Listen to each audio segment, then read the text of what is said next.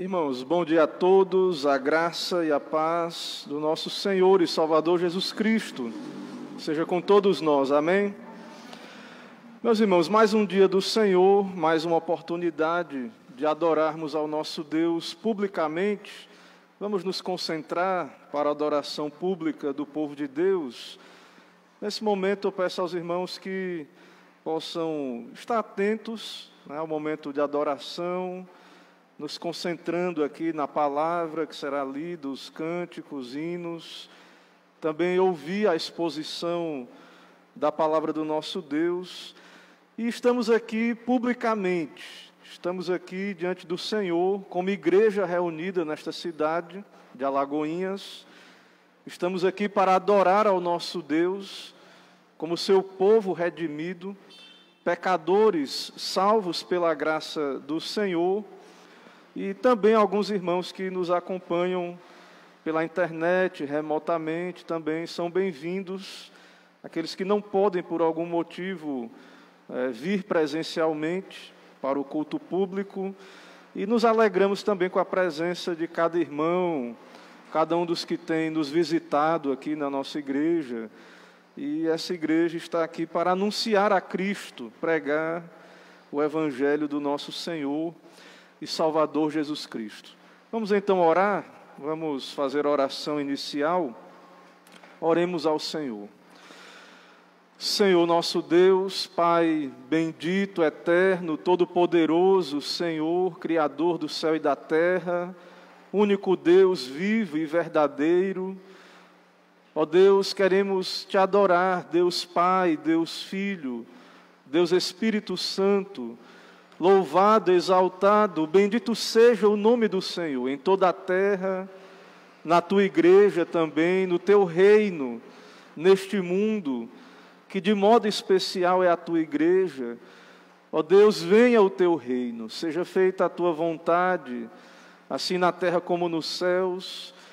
Dá-nos graça, ó Pai, para fazermos a Tua vontade aqui neste dia, de prestarmos um culto bíblico, um culto que seja agradável ao Senhor, que o Senhor receba essa adoração por meio de Jesus Cristo, que o Senhor receba pelos méritos do Senhor.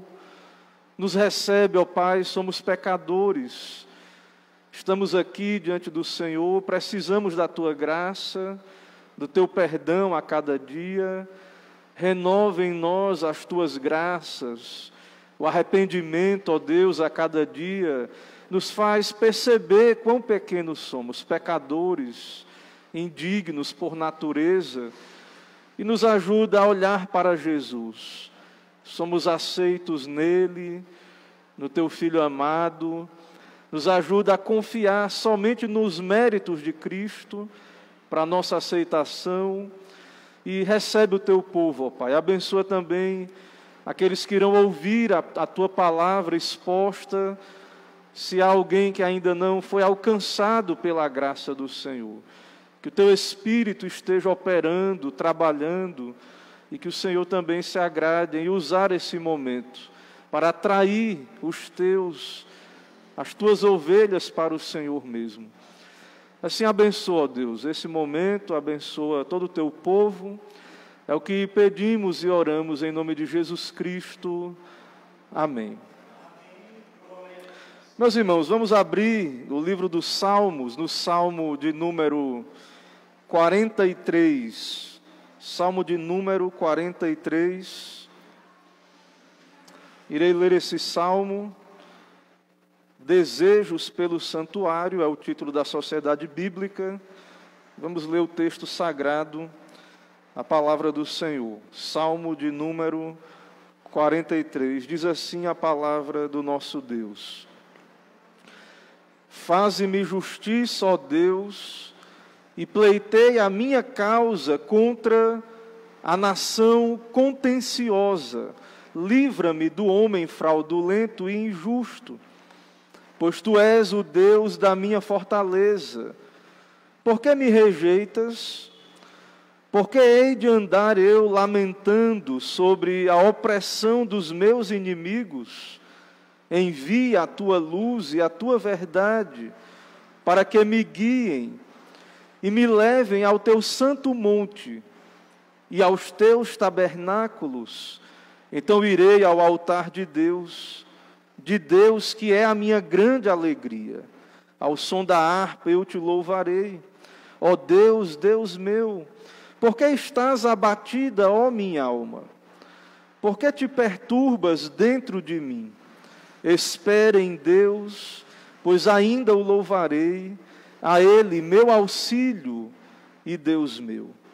Irmãos, vamos adorar a este Deus bendito, Deus que nos amou, que nos ama e que nos livra das angústias, dos males dessa terra, para que possamos glorificar o seu santo nome.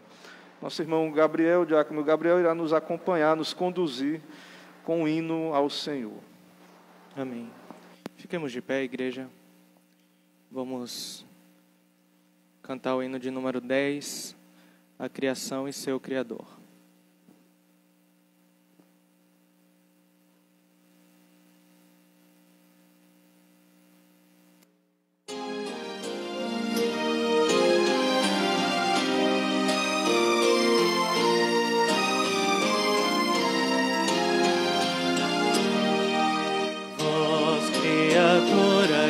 Deus Pai, todos erguei a voz, cantai, ó louvai-o, aleluia. Sol dourado a refulgir, tu lua em prata reluzir, ó louvai-o, aleluia, aleluia, aleluia. Que nos dás, enfim das bênçãos canta já, ó louvai-o, aleluia, frutos e flores juntos dai, a glória a Deus Senhor e Pai, ó louvai-o, aleluia, aleluia, aleluia.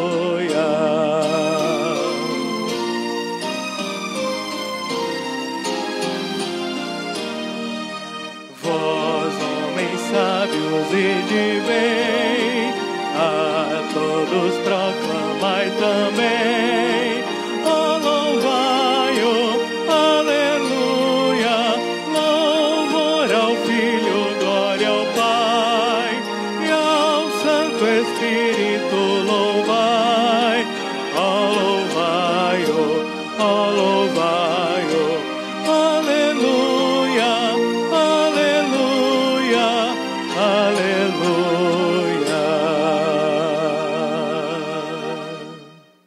Amém. Poder se assentar.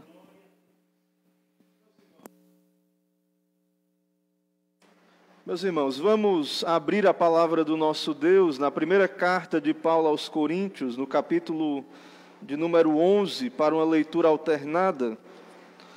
Nós temos lido de modo sequencial o texto bíblico nos nossos cultos. Então, estamos no capítulo 11 de 1 aos Coríntios. E também esse texto, como esses textos que lemos nesse momento da liturgia, nos preparam para o momento de contrição. Eu vou ler os ímpares, os irmãos lerão os versos pares. 1 Coríntios, capítulo de número 11. Tendo em vista que está sendo transmitido, eu vou ler num tom mais baixo, para que os irmãos também que nos acompanham possam participar também da leitura, ouvir a leitura dos versos ímpares, dos versos pares também. A palavra de Deus diz assim, 1 Coríntios capítulo 11: Sede meus imitadores, como também eu sou de Cristo. De fato, eu vos louvo, porque em tudo vos lembrais de mim e retende as tradições, assim como vô-las entreguei. Quero, entretanto, que saibais ser Cristo cabeça de todo homem, e o homem o cabeça da mulher, e Deus o cabeça de Cristo. Todo homem que ora ou profetiza, tendo a cabeça coberta, desonra a sua própria cabeça. Toda mulher, porém, que ora ou profetiza com a cabeça sem véu, desonra a sua própria cabeça, porque é como se a tivesse rapada. Portanto, se a mulher não usa véu, nesse caso, que rape o cabelo, mas se lhe é vergonhoso tosquiar-se ou rapar-se, cumpre-lhe usar véu. Porque, na verdade, o homem não deve cobrir a cabeça, por ser mais de Deus. Mas a mulher é glória do homem, porque o homem não foi feito da mulher, e sim a mulher do homem. Porque também o homem não foi criado por causa da mulher, e sim a mulher por causa do homem. Portanto, deve a mulher, por causa dos anjos, trazer véu na cabeça como sinal de autoridade. No Senhor, todavia, nem a mulher é independente do homem, nem o homem independente da mulher. Porque, como provém a mulher do homem, assim também o homem é nascido da mulher, e tudo vem de Deus. Julgai entre vós mesmos, é próprio que a mulher ore a Deus sem trazer o véu? Ou não vos ensina a própria natureza ser desonroso para o homem usar cabelo comprido? E que, tratando-se da mulher, é para ela uma glória, pois o cabelo lhe foi dado em lugar de mantilha. Contudo, se alguém quer ser contencioso, saiba que nós não temos tal costume, nem as igrejas de Deus. Nisto, porém, que eu vos prescrevo, não vos louvo, porquanto vos ajuntais não para melhor, e sim para pior. Porque, antes de tudo, estou informado a haver divisões entre vós, quando vos reunis na igreja, e eu, em parte, o creio. Porque até mesmo importa que haja partidos entre vós, para que também os aprovados se tornem conhecidos em vosso meio. Quando, pois, vos reunis no mesmo lugar, não é a ceia do Senhor que comeis. Porque ao comerdes, cada um toma antecipadamente a sua própria ceia, e há quem tenha fome, ao passo que há também quem se embriague. Não tendes, porventura, casas onde comer e beber?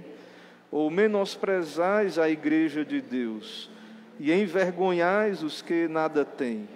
Que vos direi? Louvar-vos-ei? Nisto certamente não vos louvo, porque eu recebi do Senhor o que também vos entreguei, que o Senhor Jesus, na noite em que foi traído, tomou o pão, e tendo dado graças, o partiu e disse: isto é meu corpo, que é dado por vós. Fazei isto em memória de mim. Por semelhante modo, depois de haver ceado, tomou também o cálice, dizendo: este cálice é a nova aliança no meu sangue. Fazei isto todas as vezes que o beberdes, em memória de mim. Porque todas as vezes que comerdes este pão e beberdes o cálice, anunciais a morte do Senhor até que Ele venha. Por isso, aquele que comer o pão ou beber o cálice do Senhor indignamente, será réu do corpo e do sangue do Senhor. Examine-se, pois, o homem a si mesmo, e assim coma do pão e beba do cálice. Pois quem come e bebe sem discernir o corpo, come e bebe juízo para si. Eis a razão porque há entre vós muitos fracos e doentes, e não poucos que dormem. Porque se nos julgássemos a nós mesmos, não seríamos julgados. mas quando julgados, somos disciplinados pelo Senhor, para não sermos condenados com o mundo. Assim, pois, irmãos meus, quando vos reunis para comer, esperai uns pelos outros. Se alguém tem fome, coma em casa, a fim de não vos reunirdes para juízo. Quanto às demais coisas, eu as ordenarei quando for ter convosco. Amém. Irmãos, nós vamos cantar mais um hino, e esse texto ele nos fala ao coração sobre o autoexame.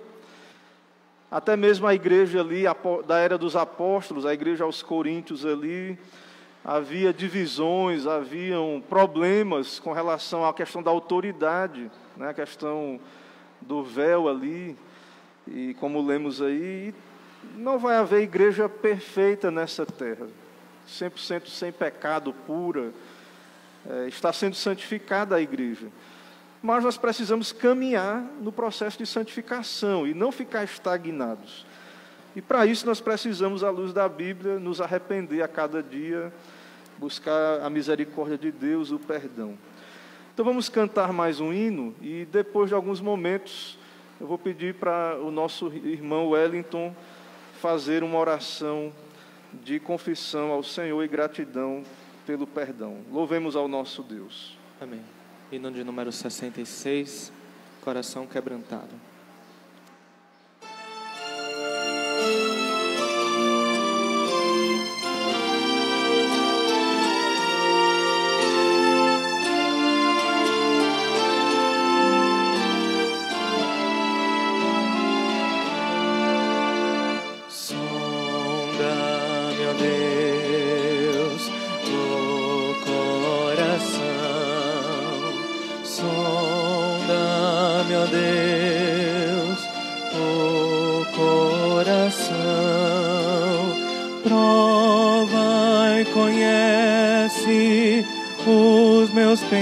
Pensamentos, prova e conhece os meus pensamentos, vê se em mim há algum mau caminho, sonda-me, conhece-me e prova-me, ó Deus. Conhece-me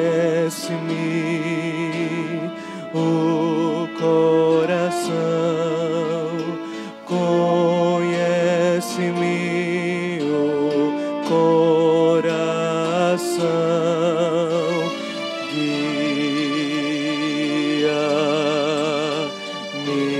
Senhor, guia-me, Senhor, e mostra o caminho e guia meus passos, guia meus passos, ó meu Salvador. Amém. Amém.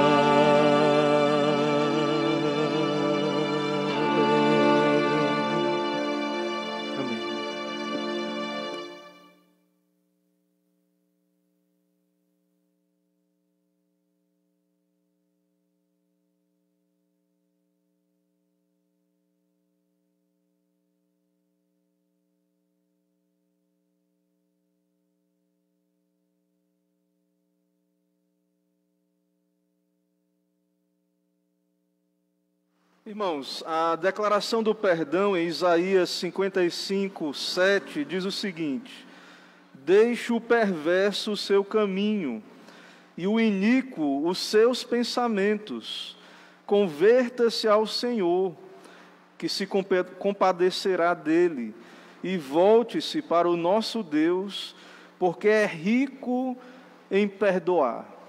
Então, irmãos, nós certamente estamos aqui, como igreja, contritos diante do Senhor, reconhecendo nossos pecados, e certamente Deus também, pela oração, nos perdoa, como Ele declara em Sua palavra. Então, com essa paz que vem do perdão de Cristo, vamos louvar a Deus com cânticos congregacionais. Irmãos do grupo de música irão nos ajudar, nos conduzindo aí no canto congregacional. Vamos adorar ao Senhor.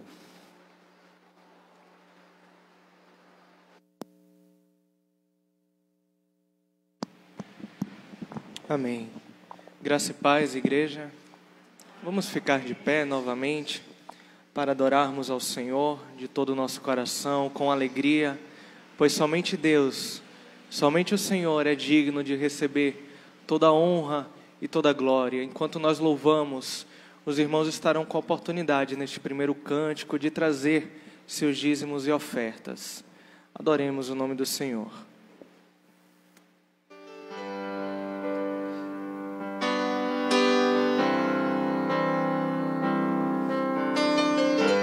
Te louvarei.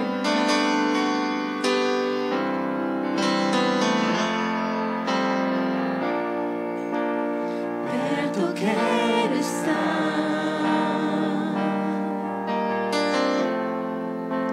junto aos seus pés,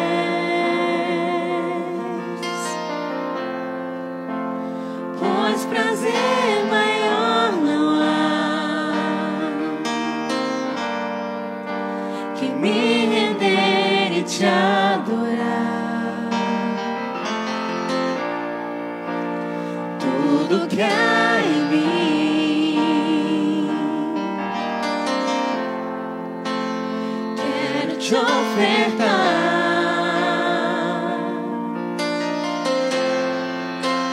mas ainda é pouco, eu sei, se comparado ao que ganhei. Não sou apenas servo, teu amigo me tornei.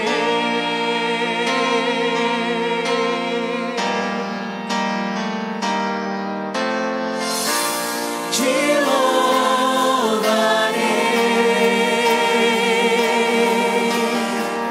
não importam as circunstâncias,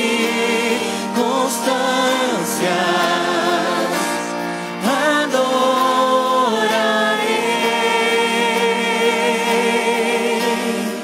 somente a ti, Jesus.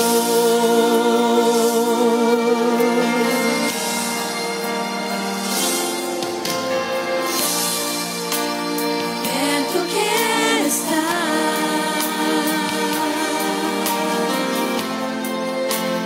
junto aos teus pés,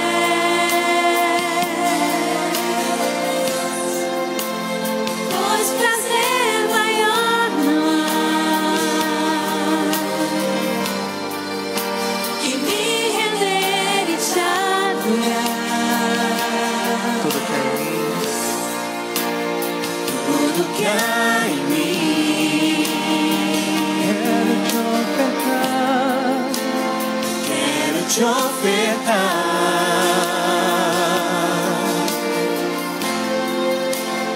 mas ainda é pouco, eu sei,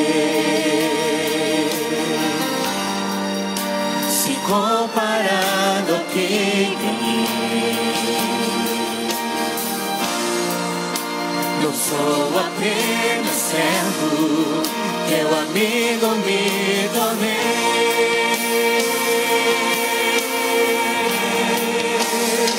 Te louvarei, Te louvarei,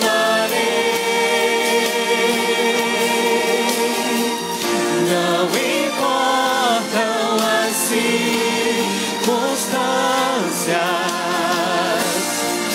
adorarei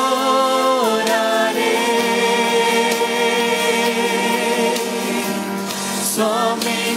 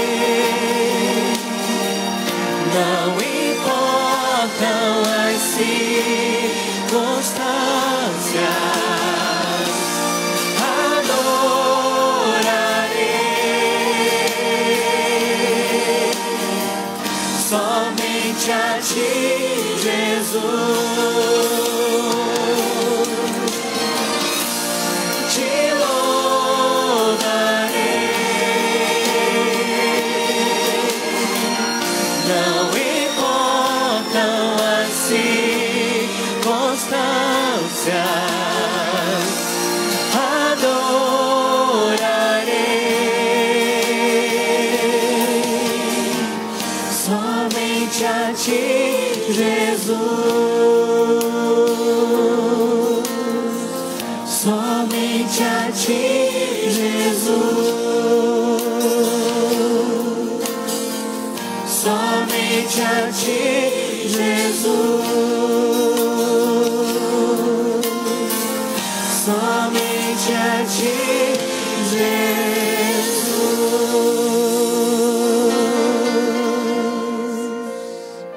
Amém. Filho de Deus,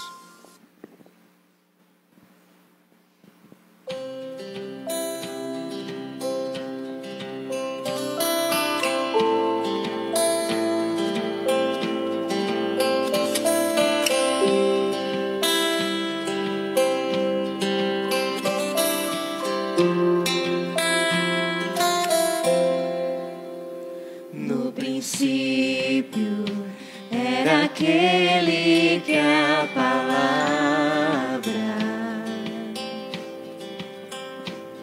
estava com Deus e era Deus. Por meio dele, Deus fez todas as coisas. Nada existiria se não fosse por Ele. Ele é a luz que brilha na escuridão, e as trevas não podem o deter. A plenitude de toda a criação, palavra eterna que se encarnou. Vejam, é o Filho do Homem, Cordeiro de Deus, que tira o pecado do mundo. É o Filho de Deus, vestido de glória, graça e verdade.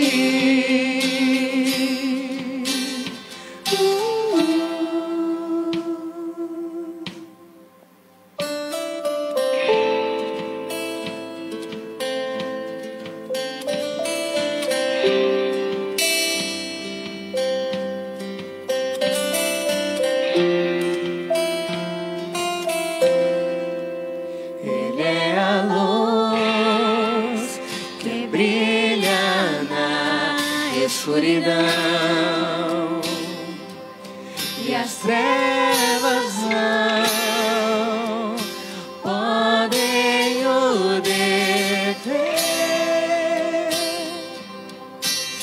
A plenitude de toda a criação, palavra eterna que se encarnou. Vejam, é o Filho do Homem, Cordeiro de Deus, que tira o pecado do mundo. É o Filho de Deus, vestido de glória, graça e verdade.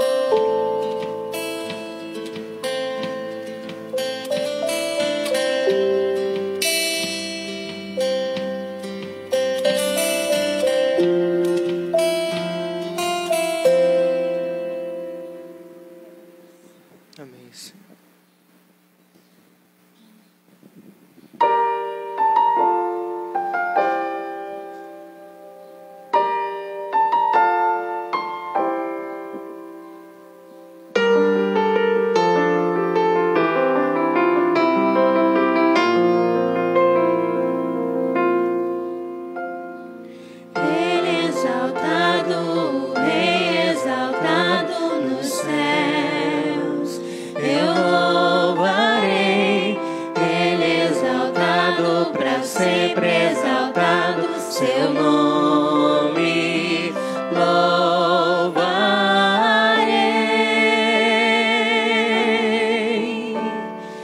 Ele é o Senhor, sua verdade vai sempre reinar.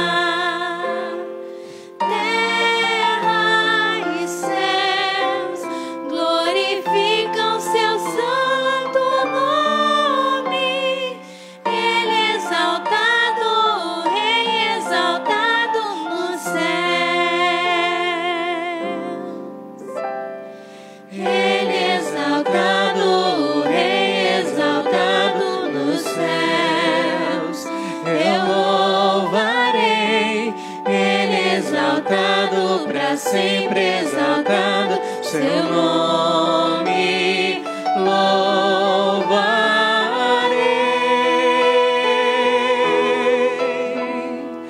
Ele é o Senhor, sua verdade vai sempre reinar. Terra e céus glorificam seu santo nome.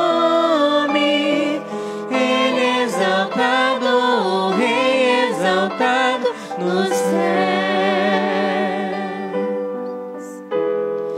Ele é o Senhor, sua verdade vai sempre reinar.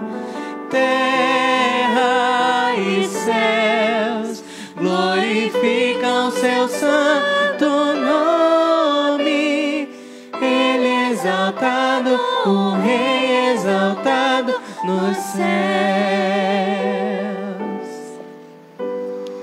Ele é exaltado, o Rei exaltado nos céus.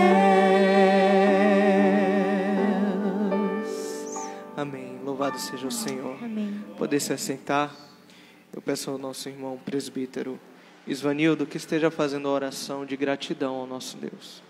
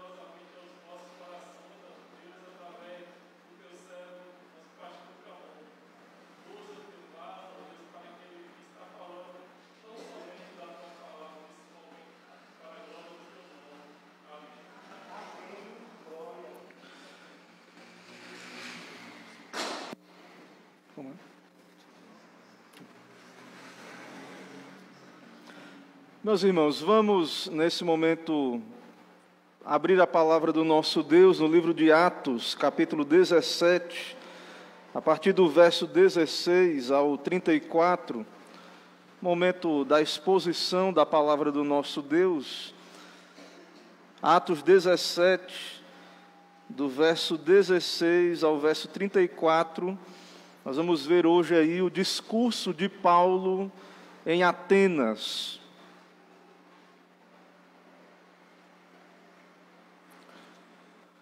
Eu lerei o texto da palavra do Senhor, os irmãos acompanham, depois iremos orar pedindo a sua graça e iluminação e então expor essa passagem da palavra de Deus. Título aí da Sociedade Bíblica, o discurso de Paulo em Atenas e depois mais à frente, uns zombam e outros creem. A palavra de Deus diz assim: Enquanto Paulo os esperava em Atenas, o seu espírito se revoltava em face da idolatria dominante na cidade. Por isso dissertava na sinagoga entre os judeus e os gentios piedosos, também na praça todos os dias entre os que se encontravam ali. E alguns dos filósofos epicureus e estoicos contendiam com ele, havendo quem perguntasse: que quer dizer esse tagarela? E outros: parece pregador de estranhos deuses, pois pregava a Jesus e a ressurreição. Então, tomando-o consigo, levaram ao Areópago, dizendo: podemos saber que nova doutrina é essa que ensinas, posto que nos trazes aos ouvidos coisas estranhas. Queremos saber o que vem a ser isso. Pois todos os de Atenas e os estrangeiros residentes de outra coisa não cuidavam, senão dizer ou ouvir as últimas novidades. Então Paulo, levantando-se no meio do Areópago, disse: senhores atenienses, em tudo vos vejo acentuadamente religiosos, porque passando e observando os objetos de vosso culto, encontrei também um altar, no qual está inscrito ao Deus desconhecido. Pois esse que adorais sem conhecer é precisamente aquele que eu vos anuncio, o Deus que fez o mundo e tudo o que nele existe, sendo ele Senhor do céu e da terra, não habita em santuários feitos por mãos humanas, nem é servido por mãos humanas, como se de alguma coisa precisasse, pois ele mesmo é quem a todos dá vida, respiração e tudo mais. De um só fez toda a raça humana, para habitar sobre toda a face da terra, havendo fixado os tempos previamente estabelecidos e os limites da sua habitação, para buscarem a Deus, se porventura tateando o possam achar, bem que não está longe de cada um de nós, pois nele vivemos e nos movemos e existimos, como alguns dos vossos poetas têm dito, porque dele também somos geração. Sendo, pois, geração de Deus, não devemos pensar que a divindade é semelhante ao ouro, à prata ou à pedra, trabalhados pela arte e imaginação do homem. Ora, não levou Deus em conta os tempos da ignorância. Agora, porém, notifica aos homens que todos em toda parte se arrependam. Porquanto estabeleceu um dia em que há de julgar o mundo com justiça, por meio de um varão que destinou e acreditou diante de todos, ressuscitando-o dentre os mortos.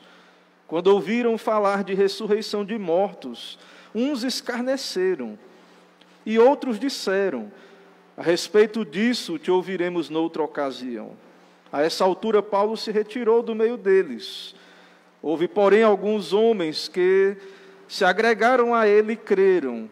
Entre eles estava Dionísio, a Areopagita, uma mulher chamada Dâmaris, e com eles outros mais. Vamos orar, irmãos. Senhor, nosso Deus, Pai bendito, Criador, Deus soberano, Deus eterno, que planejou todas as coisas no Teu decreto, no Teu plano, desde a eternidade, e tem executado no tempo o Teu plano, nos dando a Tua palavra, nos dando o Teu Filho Jesus para morrer em nosso lugar na cruz do Calvário. Senhor, nesse momento estamos aqui, o Teu povo, diante do Senhor, para ouvir a explicação das Tuas palavras. Pedimos a iluminação do Espírito Santo. Pedimos, ó Deus, que o Senhor se agrade em falar conosco pela palavra. Ó Deus, conduza esse momento, segundo a Tua vontade. Aplique estas verdades ao nosso coração. E venha o Teu reino, ó Deus, em nossos corações, na Tua igreja, nessa sociedade incrédula, caída, rebelde, voltada para suas filosofias e pensamentos, sua sabedoria terrena e carnal. Ó Deus, venha o teu reino, a tua palavra, a luz do Senhor sobre esta terra. Que o Senhor se agrade em nos usar, nossos pequenos esforços, ó Deus, fracos esforços, mas que o Senhor se agrade em usar o teu povo, o culto, a pregação, para a glória do nome do Senhor. É o que pedimos e oramos em nome de Jesus Cristo. Amém. Meus irmãos, o autor, pregador, John Piper, em um dos seus livros, ele diz o seguinte: as missões não são o alvo fundamental da igreja. A adoração é. As missões existem porque não há adoração. A adoração é fundamental, não as missões. Porque Deus é essencial e não o homem. Quando esta era se encerrar e os incontáveis milhões de redimidos estiverem perante o trono de Deus, não haverá mais missões. Elas serão uma necessidade temporária. A adoração, porém, permanece para sempre. A adoração é, portanto, o combustível e a meta das missões. Então, temos acompanhado as viagens missionárias do apóstolo Paulo, e de fato, irmãos, o propósito da pregação do Evangelho é o culto. Nós pregamos porque as nações não adoram a Deus. Nós pregamos porque as pessoas estão nas trevas, na idolatria, estão adorando outros deuses, o Deus Estado, o Deus Ciência, vários deuses, autoridades que o homem tem colocado no lugar de Deus, que o homem se submete a outras autoridades, outros deuses, e eles pautam as suas vidas por esses outros ensinos, por essa religiosidade humanista que está aí fora, o secularismo e tudo mais que está aí. E então nós, como somos crentes na palavra de Deus, nós cremos que Deus enviou a sua palavra. Deus enviou o seu Filho. Temos dito, a missão é de Deus, Ele enviou a Cristo. Ele envia os seus embaixadores. Mas o alvo da missão é reunir um povo que adore a Deus em espírito e em verdade, de modo bíblico, de modo fiel. Culto de acordo com a palavra do Senhor. Então é importante as missões. Mas a igreja também é importante, o culto. O que fazemos? Essas pessoas, vamos lá fazer missões. Quando elas chegam na igreja, o que elas vão ver? Se for um culto idólatra, se for algo que não tem base na palavra de Deus, não tem sentido viajarmos céu e terra e mar para poder pregar o Evangelho, se o alvo final não for a glória de Cristo, do Evangelho, a pregação fiel da palavra de Deus, Cristo governando a sua igreja pela palavra. Então, nós devemos valorizar as missões. É algo extraordinário. Devemos aprender da missão de Deus, devemos desejar que o Evangelho chegue a toda criatura, que pessoas de toda tribo, língua e nação venham a ter a oportunidade de ouvir o Evangelho, mas não devemos esquecer de que o alvo da missão é a adoração, ou seja, é primordial para a igreja também a adoração, mas para isso tem que ter missão também. Se os missionários não tivessem vindo para o Brasil, ali as pessoas tivessem sustentado missionários, Simonton, outros, não teríamos igrejas protestantes no nosso país. E então, poderíamos até ser um país de nome cristão, mas será que Deus estava sendo adorado antes de termos a palavra de Deus na mão do povo, sendo pregada? Então, é muito importante pensarmos nisso. Então o Senhor envia a sua palavra a lugares incríveis, extraordinários.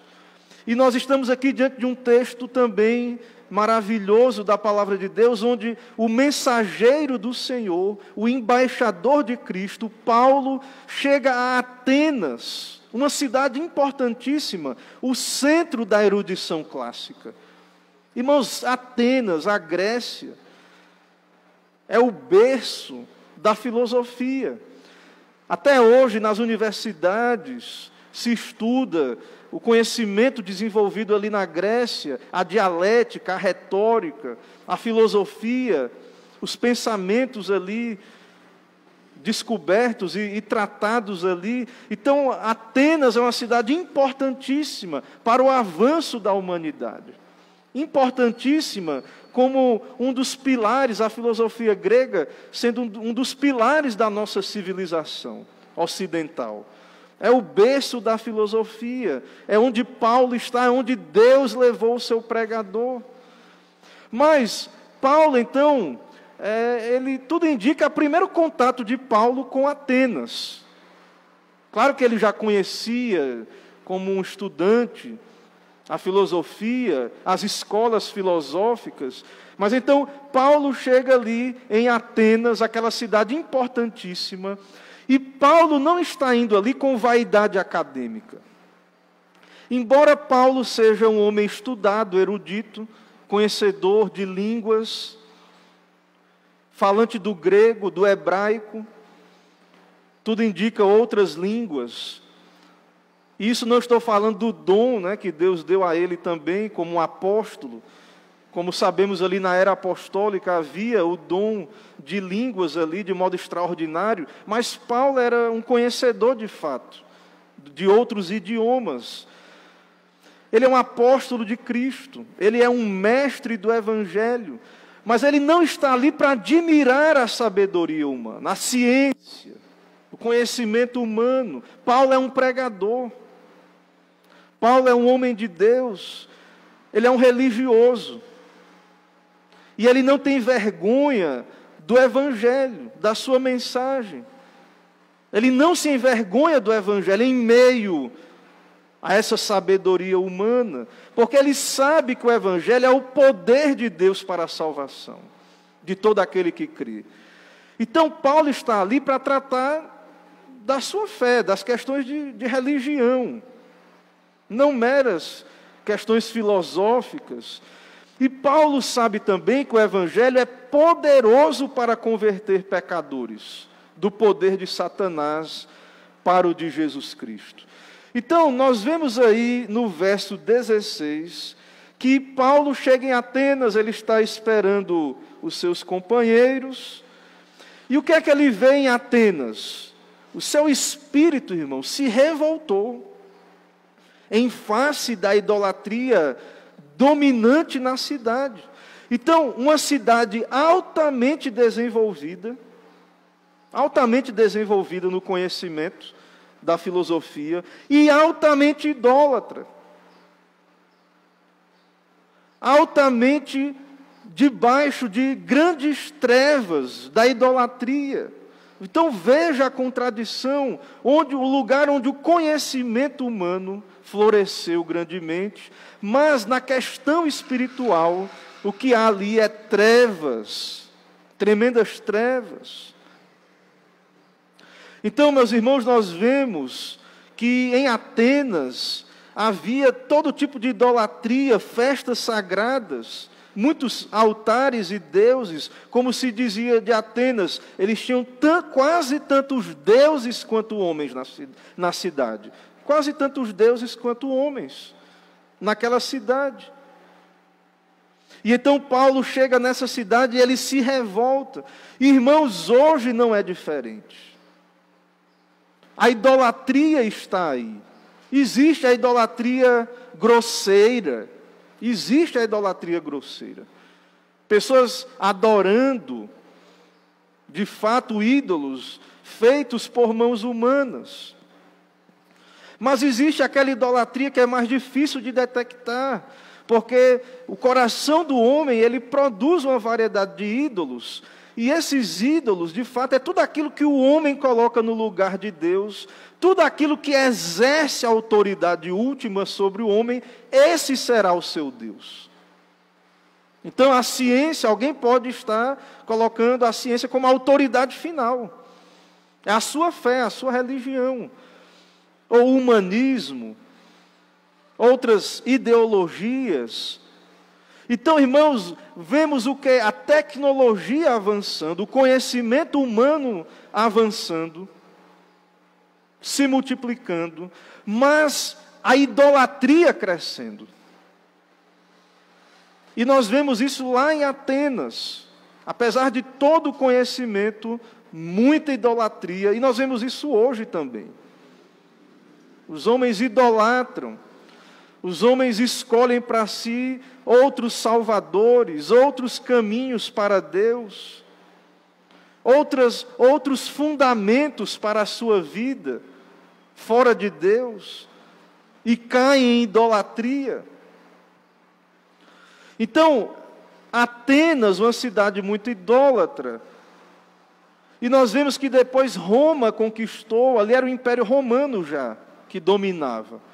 E mesmo depois de dominada pelos romanos, Atenas continuou idólatra, até porque Roma também era idólatra. Muitos deuses romanos eram os mesmos deuses gregos, com outros nomes.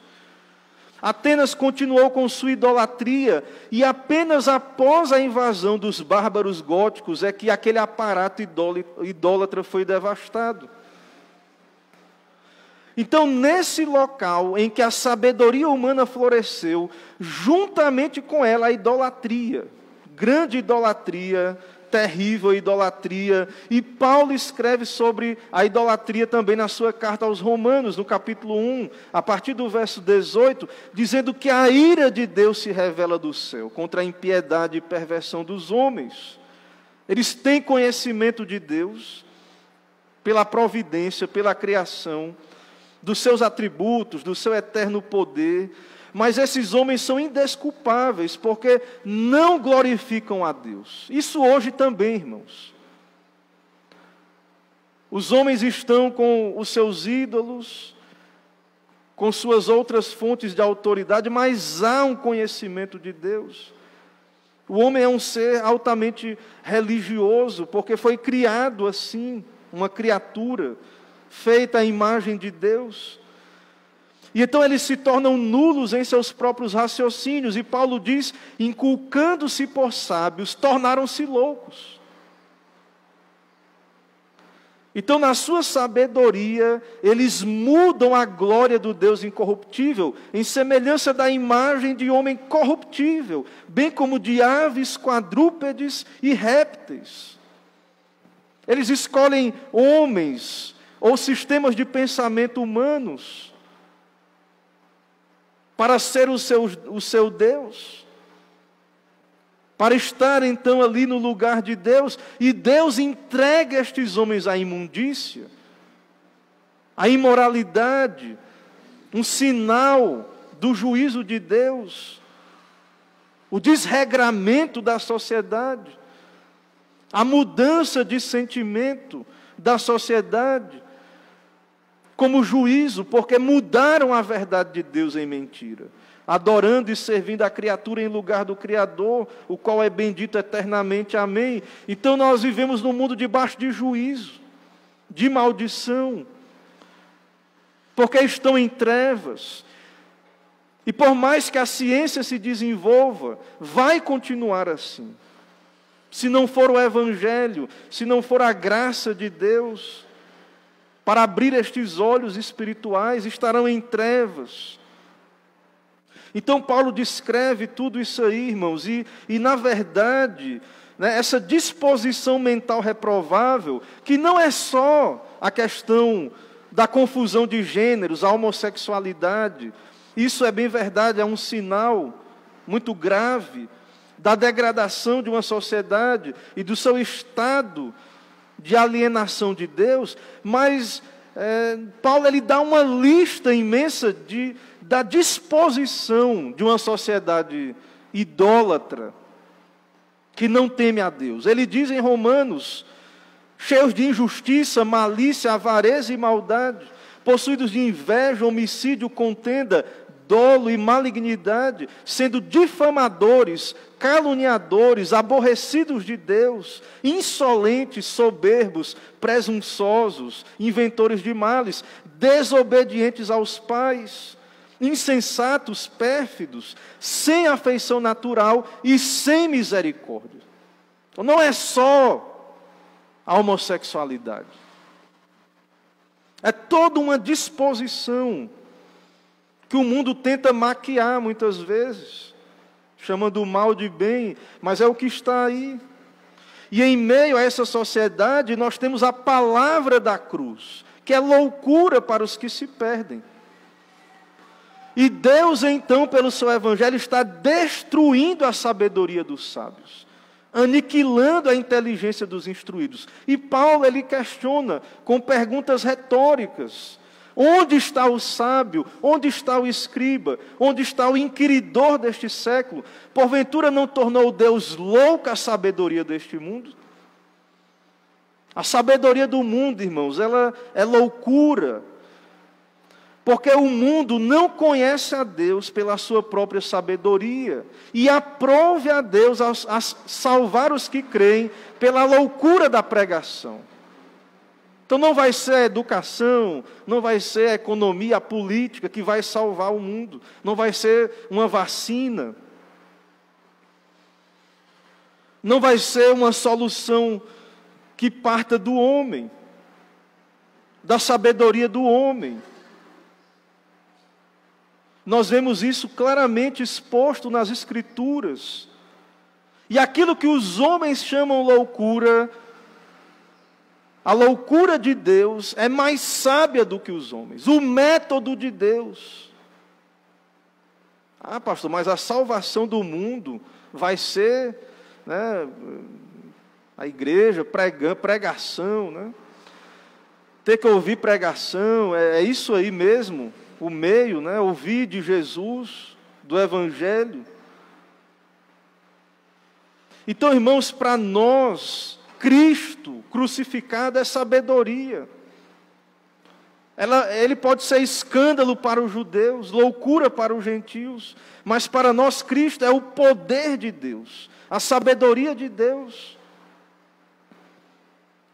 Então o mundo está cego na sua sabedoria, está tateando, procurando respostas, de onde vim, para onde vou, o que é a vida, com as suas filosofias, querendo resolver o problema do mundo com respostas humanistas, cegos na sua idolatria, fazendo-se deuses, querendo colocar-se no lugar de Deus. A sua sabedoria é cega, é idólatra, até que o Evangelho os liberte. Então, irmãos, vejam que Paulo ficou revoltado em Atenas. Ele não ficou ali admirando, né, a filosofia grega, revoltado. O servo de Cristo ficou indignado naquela cidade idólatra. O santo nome de Deus ali sendo atacado, profanado com aqueles cultos pagãos ali, idólatras.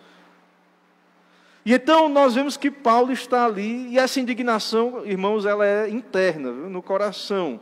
Então nós não vemos Paulo indo ali quebrando ídolos, né? Não vemos Paulo fazendo oração imprecatória em praça pública, amaldiçoando, entregando a Satanás aquele povo, até porque eles já eram, né, o pai deles já era Satanás, até eles se converterem. Mas vemos Paulo agindo prudentemente. Ele está indignado, mas ele age prudentemente. Veja no verso 17. Por isso dissertava na sinagoga entre os judeus e os gentios piedosos, também na praça todos os dias, entre os que se encontravam ali. Então Paulo foi na sinagoga, onde pelo menos ali haviam judeus que tinham o Antigo Testamento, que não eram idólatras, mas ele também, na praça todos os dias, ele também dissertava, conversava na praça todos os dias. Claro, haviam judeus e gentios na sinagoga que não criam nos ídolos. Paulo os buscou para o cristianismo. Mas nós vemos também Paulo nas praças, conversando sobre os assuntos da fé, na rua onde passava. Talvez com pessoas que nunca foram à sinagoga ali. E Paulo contendia com elas. Haviam todo tipo de gente ali na rua, com várias filosofias. Entre eles haviam alguns filósofos ali que notaram a Paulo, verso 18. E alguns dos filósofos epicureus e estoicos contendiam com ele, havendo quem perguntasse: que quer dizer esse tagarela? E outro: parece pregador de estranhos deuses, pois pregava a Jesus e a ressurreição. Então, é uma cidade cheia de filosofias, de pessoas com pensamentos diferentes. Haviam ali os epicureus, os epicureus, irmãos, eles tinham uma filosofia de busca pelo prazer, chamada hedonismo. Mas não era um prazer desenfreado, não. Eles queriam provar de tudo, com moderação, e eles então entendiam que o sentido da vida estava nestas coisas também. E com relação a Deus, eles pensavam que Deus era como um deles, um desocupado, alguém que não se importava com nada e um Deus distante, digamos assim. Então eles não reconheciam um Deus que governa, providente. É um Deus que o homem tem que prestar contas com ele. Um tipo de ateísmo, né? Um tipo de deísmo, mas que acaba sendo um tipo de ateísmo, pois não crê no Deus verdadeiro.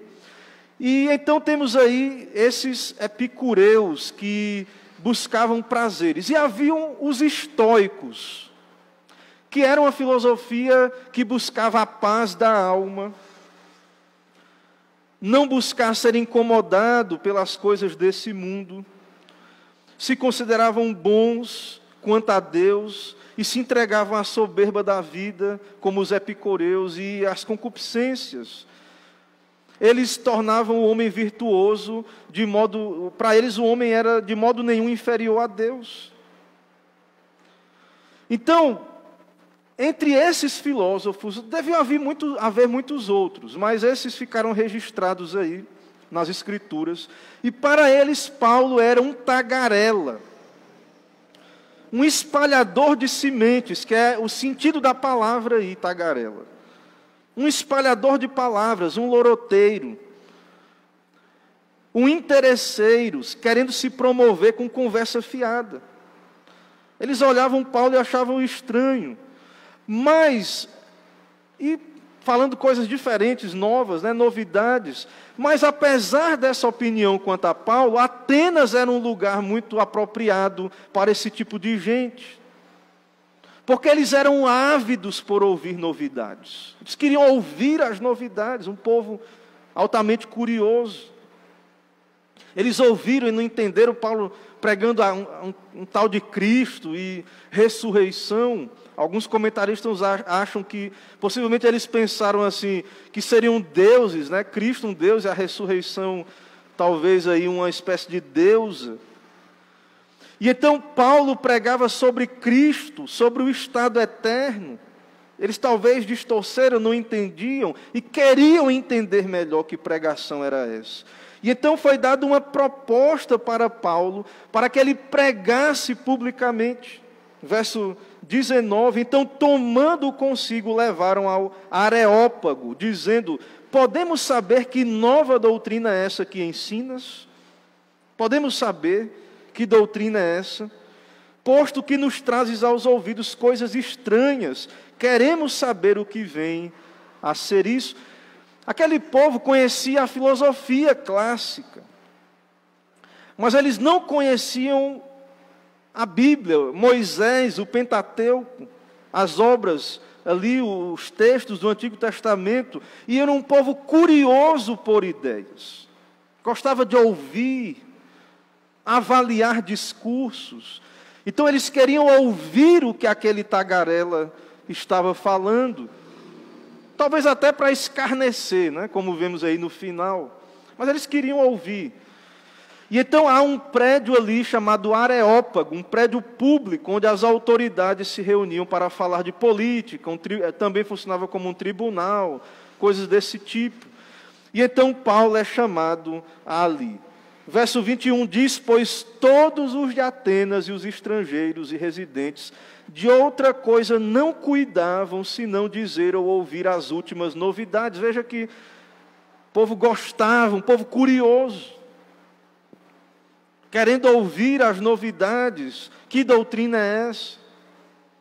Que pregação é essa estranha, né? Que novidade é essa na cidade? Né? Pregando aí uma pregação totalmente contrária àquilo que nós já ouvimos aqui.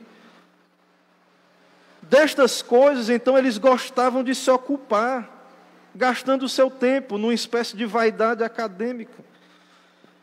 Do verso 22, então, ao 31, nós vamos ver aí o sermão de Paulo. Aquilo que Paulo pregou em Atenas.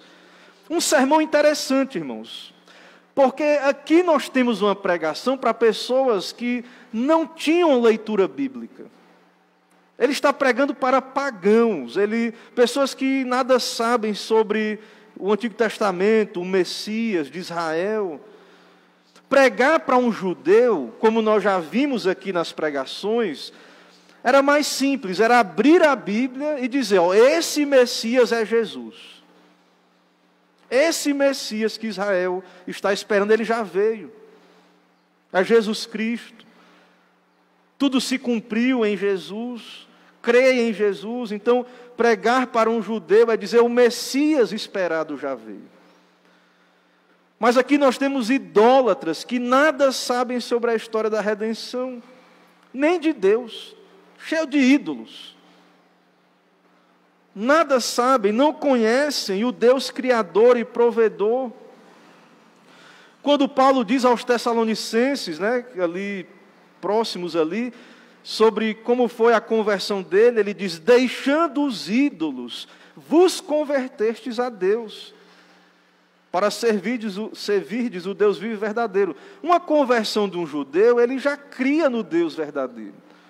Mas ele precisava crer que Deus enviou já o Messias, e eles deveriam ouvir o Messias, o profeta, que é Jesus Cristo.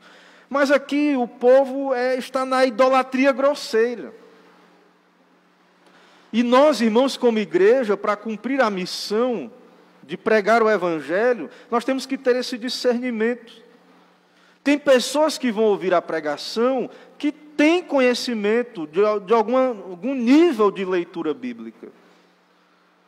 Mas tem pessoas que você vai ter a oportunidade de conversar e evangelizar, que estão na idolatria grosseira.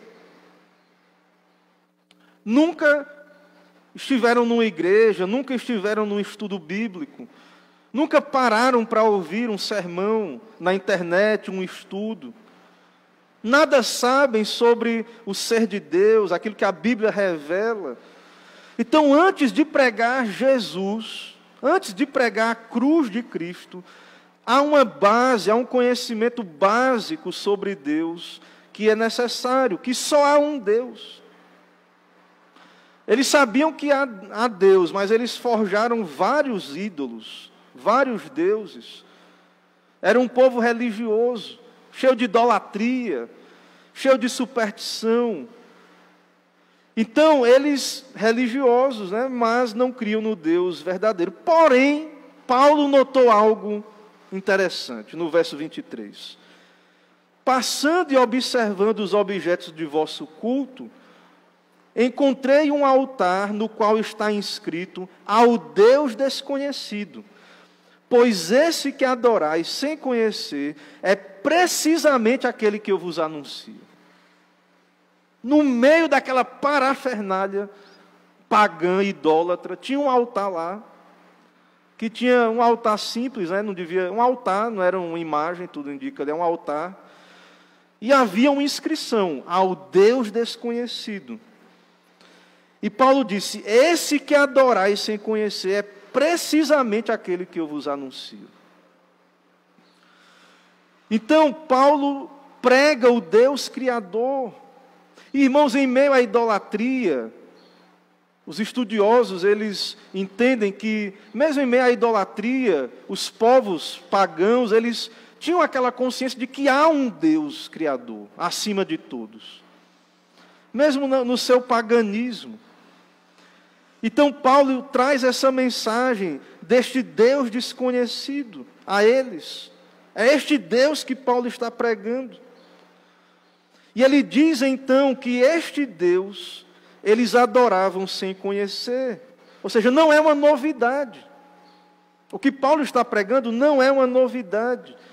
No verso 24 ele diz qual é este Deus. O Deus que fez o mundo e tudo o que nele existe, sendo o Senhor do céu e da terra, não habita em santuários feitos por mãos humanas.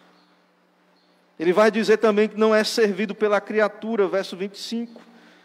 Ele mesmo é quem dá a todos a vida, a respiração e tudo mais. Então como é que esse Deus pode depender da criatura? Receber algo da criatura? Ele é todo suficiente. Ele é o Deus vivo, Ele é o autor da vida. Tudo veio dEle. Tudo é criação dEle. Então Paulo prega o Deus verdadeiro, Senhor do céu e da terra. Tudo lhe pertence. Verso 26, ele diz que toda a humanidade foi criada por Ele de um só. De um só fez toda a raça humana, para habitar sobre toda a face da terra, havendo fixados os tempos previamente estabelecidos e os limites da sua habitação. Ou seja, Deus determinou até a dispersão da humanidade. Não deveria ficar só em um lugar. O homem deveria encher a terra. Os atenienses, eles se orgulhavam de não ter parentesco com outras nações, de terem nascido ali da sua própria terra, como que brotado ali do nada, um povo aborígene. E Paulo então, isso mete um erro e diz isso, né? E Paulo então está dizendo que não, que a humanidade é uma só. Você não pode olhar para o outro, o grego, e dizer, um bárbaro, e nós somos os gregos, um povo superior. Não. E ele vai dizer, esse Deus, no verso 25, não é servido por mãos humanas como se de alguma coisa precisasse, pois Ele mesmo é quem dá a todos da vida, respiração e tudo mais. Verso 26, Ele fez toda a raça humana, fixou os limites da habitação, ou seja, é soberano. Onde você nasceu, em que família, em que país, onde vai habitar, os limites da habitação, há um propósito, há um domínio, há um governo. O lugar onde vamos viver, o dia que morreremos e onde estaremos nesse dia, tudo isso está nas mãos de Deus. Verso 27, Deus fez isso para buscarem a Deus, se porventura tateando possam achar, bem que não está longe de cada um de nós. Pois ele diz no verso 28, pois nele vivemos, nos movemos e existimos, como alguns dos vossos poetas têm dito. Deus é o nosso habitat. Nós vivemos em Deus. Ele é o Criador, Ele é o sustentador de toda a criação, tudo vem dEle. Ele é o nosso Pai, num sentido geral, no sentido em que somos geração dEle. Paulo pega frase de poetas pagãos e ele usa na sua argumentação, na sua pregação. Então, no verso 29, ele diz que, sendo geração de Deus, não devemos pensar que a divindade é semelhante ao ouro, o prato ou a pedra. A idolatria é uma perversão. Se o homem é a imagem de Deus, se o homem é sustentado por Deus, como é que Deus pode ser semelhante ao material, aquilo que é material, forjado pela arte e imaginação do homem? E então, adiante, irmãos, Paulo então vai dizer, é esse Deus que eu prego. É esse Deus que deve ser adorado. Ele é espírito incompreensível. Não habita em templos feitos por mãos. Não precisa de espaço, ou é limitado ao espaço. Ele é independente. Então, diante disso, é esse Deus que deve ser adorado. Como ele diz no começo do verso 27, para o buscarem. Se porventura tateando o possa achar, se bem que não está longe de cada um de nós. Então, Deus colocou na revelação geral, na criação, pistas para que o homem pudesse buscar a Deus. Mas agora, verso 30 e 31, verso 30, ele vai dizer que Deus não levou em conta os tempos da ignorância, agora notifica aos homens que se arrependam. Então, esse Deus agora, ele envia o Evangelho. Ele estabeleceu um dia em que vai julgar o mundo, por meio de um varão que destinou, ressuscitando dentre os mortos. Paulo então prega a Cristo, a ressurreição. Jesus virá para julgar. Vai haver um dia de julgamento por vir. E Deus está notificando agora aos homens, se arrependam, agora, pela pregação. Se arrependam da idolatria. Se arrependam de ter outra coisa no lugar de Deus. Talvez não seja um ídolo de pau de pedra preciosa. Mas há outra autoridade na sua vida. Há outro fundamento que você pode estar construindo a sua vida. Então Deus notifica pelo Evangelho aos pecadores, arrependam-se dos seus pecados. Vai haver um dia de julgamento, o dia está fixado. Jesus virá, ele não vai vir mais humilhado, no estado de humilhação. Ele vai vir exaltado, com poder e grande glória. Ele é o Senhor, Deus o destinou para ser o juiz de toda a terra, a Ele foi dado o juízo. Então, Deus fez o mundo por meio de Jesus. Por meio de Cristo, Ele redime pecadores, Ele governa o mundo e Ele vai julgar o mundo por meio de Jesus. Jesus já veio, Ele foi exaltado, Ele vai voltar. Então isso, irmãos, é algo certo. Esse dia futuro é certo. Tão certo quanto estamos aqui, nesse momento. Jesus virá. E essa mensagem, por meio dessa mensagem, nós somos chamados hoje ao arrependimento. Isso precisa afetar a nossa vida hoje. Mudar a nossa vida hoje. Precisamos então servir a Ele, nos humilhar diante dEle. Precisamos nos arrepender dos nossos pecados, experimentar a graça de Deus, do arrependimento para a vida, o novo nascimento. Então essa é a pregação. E veja que Paulo fala primeiro de Deus, e ele chega e fala então de Cristo, ele prega então Jesus Cristo. E ele então faz o chamado ao arrependimento e à fé. Irmão, diante de tudo isso, eu quero trazer ainda algumas aplicações aí para as nossas vidas, aplicações finais. Diante do que temos visto aqui neste capítulo, desse encontro da fé cristã com o berço da filosofia, meus irmãos, nós entendemos que no conhecimento de Deus, na Bíblia, na teologia, na verdade revelada, nós encontramos todas as respostas que a filosofia nunca respondeu, nunca conseguiu responder. E esse conhecimento é altamente prático, necessário. Até mesmo entre alguns cristãos, irmãos, é dito, não, para que ficar estudando teologia? Para que perder tempo com isso? Esse conhecimento de Deus não tem efeito prático nenhum na vida das pessoas. O que elas precisam é experimentar algo, ou fazer algo, ou tão somente se unir à igreja visível e pronto. Mas não, irmãos, esse conhecimento de Deus, ele é importantíssimo para a nossa vida, para a nossa fé e salvação. E também esse conhecimento nos responde vários questionamentos, problemas sem solução aos olhos do mundo. Quem é Deus? O que é a vida? De onde viemos? Para onde vamos? Como devemos viver e morrer? Então, fora do conhecimento de Deus, o homem está em trevas, tateando. Pode ter a ciência que tiver. Pode ter os graus acadêmicos que venha a ter. Mas, se ele não conhece o seu Criador, se ele não sabe qual é o seu propósito nessa terra, para onde vai,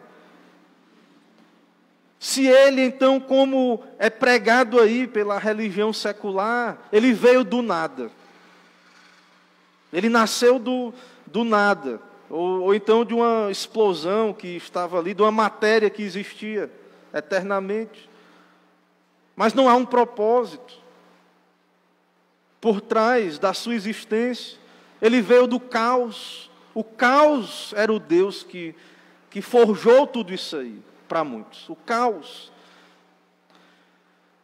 Então, para essas pessoas, se tudo veio do caos, não há significado nenhum em nada na sociedade. Na lei, na ética, não há significado. Tudo é evolução, tudo está evoluindo. Tudo muda, tudo está mudando. E o destino final é a não existência. E então, o homem não tem significado na sua vida. Não tem razão para viver. Então, irmãos, conhecer a Bíblia, conhecer a Deus, conhecer a Cristo, conhecer o Evangelho, é algo altamente prático para a sua vida. Você precisa disso para a sua vida, para você viver. E se preparar para estar com Deus eternamente. Então, é algo prático a teologia, o conhecimento. Não é mera abstração. Não é apenas ter um conhecimento acumulado. Não é só isso. Não é esse o propósito do conhecimento. Precisamos conhecer, mas o propósito está além do mero conhecimento intelectual. Então, nós temos resposta nas Escrituras, no conhecimento de Deus. E isso é prático para as nossas vidas. Como falei aí, então, saber que Jesus vai voltar, saber o que Deus revela sobre o futuro da humanidade, deve moldar a nossa vida hoje, influenciar a nossa vida hoje. Porque não sabemos o dia de amanhã. Também nós vemos aí a importância, irmãos, da pregação, mas a importância do diálogo público sobre esses assuntos. Paulo pregava, tinha a oportunidade de pregar, mas ele conversava com as pessoas. Como fazemos no meio da semana, como foi feito ontem aí numa live, um lugar público ali na internet, e houve diálogo. Isso pode ser feito também no dia a dia, no correr do dia, com aquelas pessoas que encontramos, conversar. A sociedade não gosta, não quer que falemos sobre questões religiosas. Mas Deus vai abrir portas para nós. Deus vai abrir portas para você, embora de modo geral as pessoas estejam fechadas. E nós devemos lamentar que os assuntos da fé não sejam mais considerados assuntos públicos. Mas o nosso país, por mais que tenha muitas influências de pensamentos, ainda é de base cristã.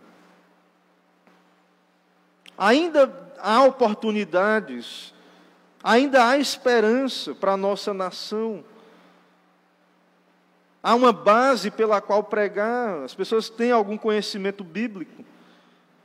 E aí nós vemos também que, baseado nessa pregação, nessa evangelização, baseado nesse conhecimento, o que Paulo disse aí, é que Deus notifica aos homens que se arrependam. Certo? verso 30, na parte final. Agora, porém, notifica aos homens que todos em toda parte se arrependam. O pregador Sproul, ele no seu comentário dessa passagem, ele nos lembra ali que quando Deus nos notifica a fazer algo, não é um mero convite, é uma intimação. É o dever do ser humano se humilhar aos pés de Cristo. Reconhecer que Cristo é Senhor. O Rei dos Reis, o seu reino não é desse mundo. Não é que a pessoa vai deixar de ser brasileiro, de cumprir suas obrigações como cidadão. Mas o seu reino é espiritual. E o ser humano deve reconhecer, está sendo notificado, se arrependa. Aqueles que se recusarem receberão julgamento eterno. Então, irmãos, o nosso dever é notificar aos homens. Se arrependam, creiam em Jesus, se humilhem. Vão a Ele. Não é que Jesus está lá humilhado, implorando, se você não quer vir, e está lá triste porque ninguém vem. Deus está notificando aos homens, se arrependa. Onde é que você vai estar daqui a 100 anos? Se você não tiver o dom da longevidade, né, e se Jesus não voltar, ou você vai estar muito velho, né, bem velhinho, ou então, se Jesus não voltou, você vai ter que voltar ao pó, né, o corpo vai se separar, a alma do corpo. E aí? O que você vai fazer com esse conhecimento que não é da igreja presbiteriana ou do pastor Camon, que Deus está lhe dando a ouvir hoje, sobre Jesus, sobre quem é Deus, sobre quem é Jesus Cristo? No dia que Jesus voltar, o que você vai dizer para Ele? Porque você ouviu, você conheceu. Eu estou falando para aqueles que não se arrependeram. Eu acho que é a opção. Se eu quiser, eu me arrependo. Se quiser, não. Isso não influencia a minha vida. Então, irmãos, esse conhecimento é altamente prático. O Evangelho, ele está convocando aos homens, exortando aos homens, notificando que se arrependam. E isso é para hoje, para o tempo que Deus está lhe dando, porque amanhã pertence ao Senhor. Embora a salvação é no tempo de Deus, mas Deus está lhe dando a oportunidade de ouvir. Então nós devemos nos apegar, irmãos, à sabedoria de Deus, ao conhecimento de Deus, a essa oportunidade que Deus está nos dando.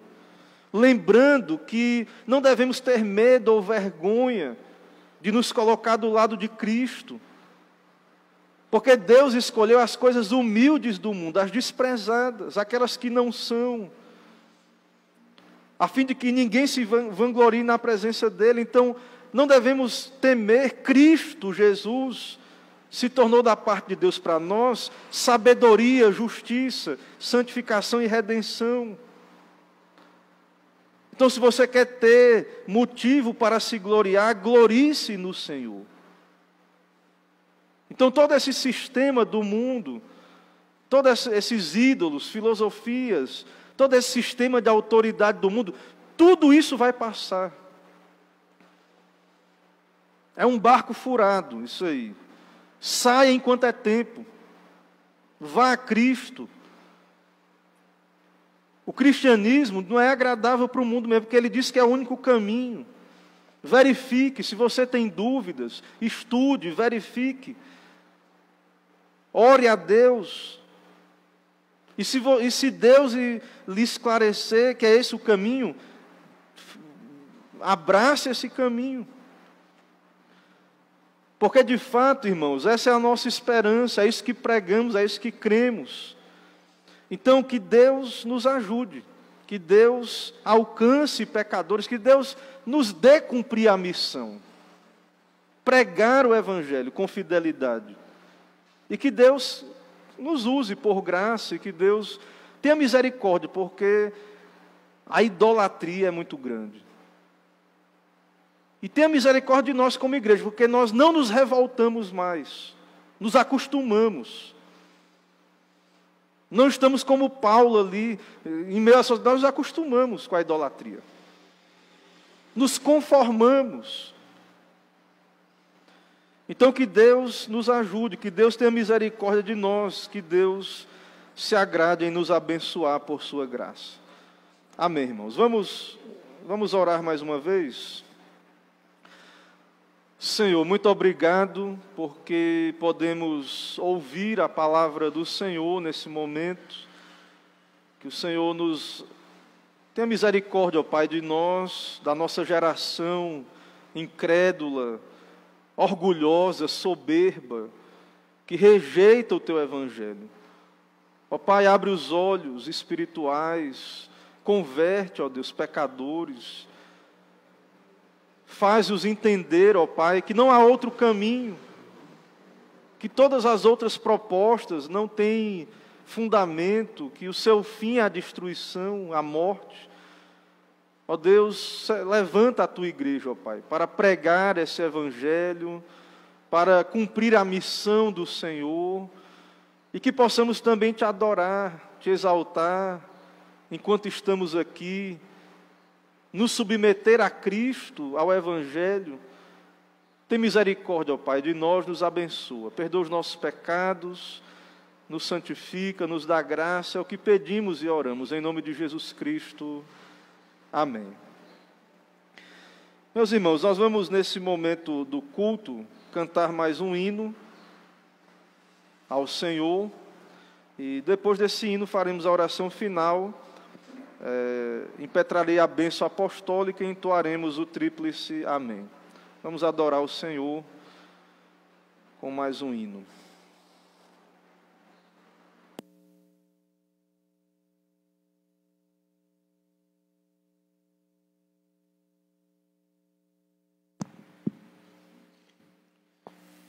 Vamos ficar de pé.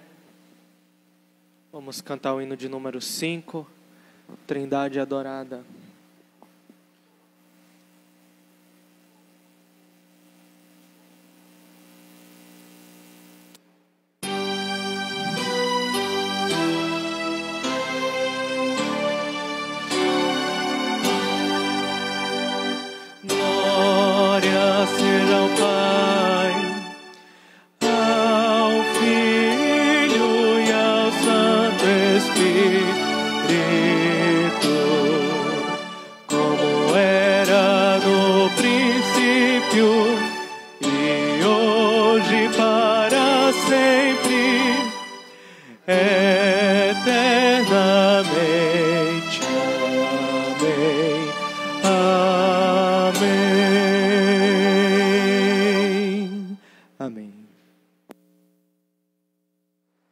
Vamos orar, irmãos, mais uma vez. Senhor, muito obrigado porque Te adoramos aqui no Teu dia, dia do Senhor, dia de descanso espiritual. Podemos nos concentrar, ó Pai, na adoração, no Teu Evangelho, descansar no Senhor, saber que o Senhor nos deu esse dia para isto, não nos preocuparmos, buscarmos o Teu reino em primeiro lugar e a Tua justiça. Começar a semana, ó Deus, Te buscando, sabendo que o Senhor tem nos acrescentado as demais coisas. Continua sustentando, ó Deus, cada família, a Tua igreja aqui nesse lugar.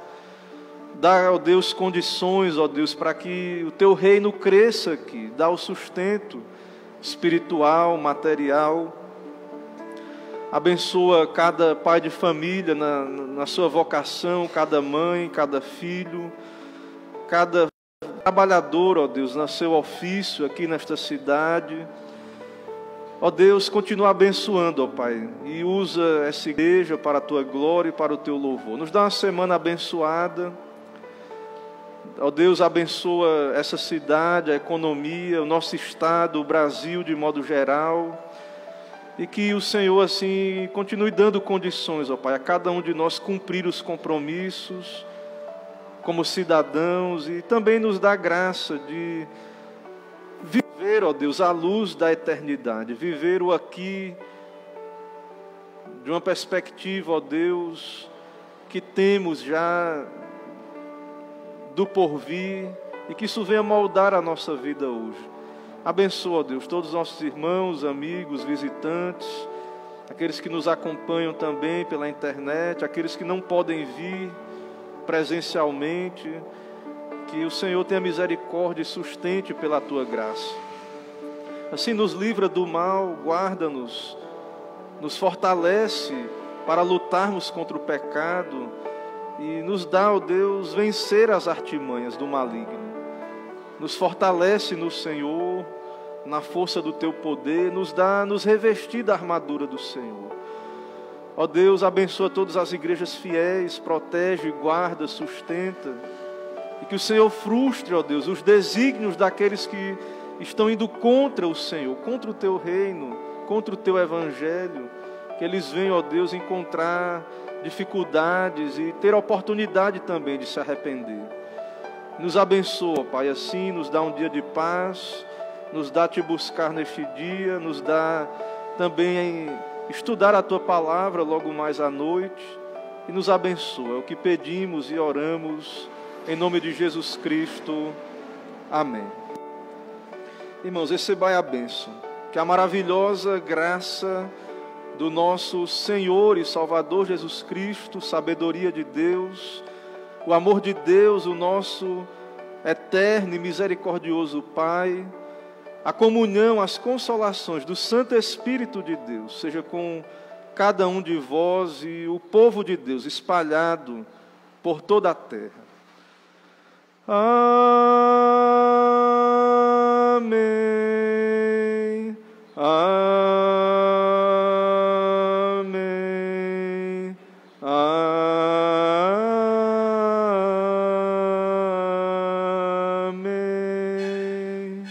Amém, irmãos. Poder sentar. Irmãos, nós encerramos esse momento de culto público, de adoração ao Senhor nosso Deus, nos alegrando pelo dom da vida, né, pelas bênçãos maravilhosas do Senhor, que tem nos dado ser igreja, ser família do Senhor. E nós queremos dar alguns avisos. Sei que alguns irmãos, fiquem à vontade, os irmãos às vezes precisam pegar uma carona, e não fique constrangido se precisar se ausentar. Irmãos, essa semana nós temos a reunião plenária da SAF, amanhã online às 19 horas. Então as irmãs, as mulheres aí da SAF, fiquem atentas. Louvamos a Deus aqui pela reforma, está ficando ótimo, maravilhoso aqui o espaço, né? Muito trabalho pesado, muito trabalho aqui sendo feito, né? Participação aí de irmãos, contribuindo, né? Colocando a mão na massa aí também. Melhorias, né, no espaço, muito importantes, melhorias muito importantes para a nossa igreja, e bênção de Deus, né, em meio a um tempo difícil, Deus tem nos dado fazer essa obra que é para o Senhor e para o nosso bem também, né, para o nosso conforto como igreja, e ter um espaço aí para estarmos juntos. Irmãos, orem pelo nosso presbitério. Vai haver uma reunião no dia 24, vai ser aqui em Alagoinhas, aqui na igreja. Então vai vir pastores presbíteros para tratar questões do concílio, né? Já também perspectivas, né, de campo. Então o nosso conselho deve já se posicionar com relação à minha continuidade, já para o presbitério, notificar, né, o presbitério, posicionamento do conselho, embora eu sou designado pelo presbitério, então o presbitério é que tem essa autoridade aí sobre a nossa permanência aqui. Sou membro do presbitério, né? O presbitério, não há motivo também para não haver uma continuidade, mas só para que os irmãos entendam, estou citando isso. Então orem pelo presbitério, né? Pelo presbitério do Recôncavo, da Bahia. Agradecer a Deus pela visita, né, dos visitantes, Fátima, Clara e o filho Roberto. Sejam bem-vindos. Todos os visitantes sintam-se bem-vindos. O nosso propósito é pregar Cristo, o Evangelho, é cultuar a Deus aqui, esse é o nosso propósito principal. Então, a quem desejar, né, que é público, é um culto público, é dentro do espaço, porque precisamos, né, não precisa a gente, para adorar a Deus, não precisa ficar debaixo do sol, né, nem levando chuva. Então, Deus nos deu esse espaço para adorarmos a Ele. Então, todos bem-vindos, e quem desejar vir será bem-vindo, e o propósito, né, será ouvir a palavra de Deus, que é o que temos como igreja a oferecer, né, à sociedade aí também. Irmãos, eu creio que não há mais nenhum aviso. Orem pelo conselho, pelos irmãos que estão na frente aí da reforma, pela igreja, e Deus nos abençoe, então nos leve com a sua graça. Algum aviso? Só quero o último aviso. Teve uma live ontem da mocidade no Instagram, que eu já compartilhei nas outras redes. Irmãos, aproveitem esse conteúdo, revisem, vejam, está lá gravado. Nosso trabalho é simples, mas é coisa feita para a glória de Deus. Deus tem dado aí, o pastor João tem um excelente conteúdo, é muito bom, as informações boas ali, importantes. Então, se você não pôde ver ao vivo, veja lá depois, busque o conhecimento sobre a questão lá do aconselhamento bíblico, da ansiedade. Então, não deixe isso ficar lá sem utilidade, né? É um material que fica salvo, é um trabalho que fica lá para ser usado, e os irmãos, então é um trabalho de apoio ao trabalho pastoral, né? Então, os irmãos viram ali que algumas coisas ele diz, procure o pastor. Então, é importante que os irmãos estejam estudando, lendo, conhecendo, e o trabalho pastoral ele vai estar junto aí também com essa dedicação dos irmãos. Então vamos em paz, Deus nos abençoe e nos leve com a sua graça. Um bom dia a todos e até logo mais à noite na transmissão ao vivo. Amém.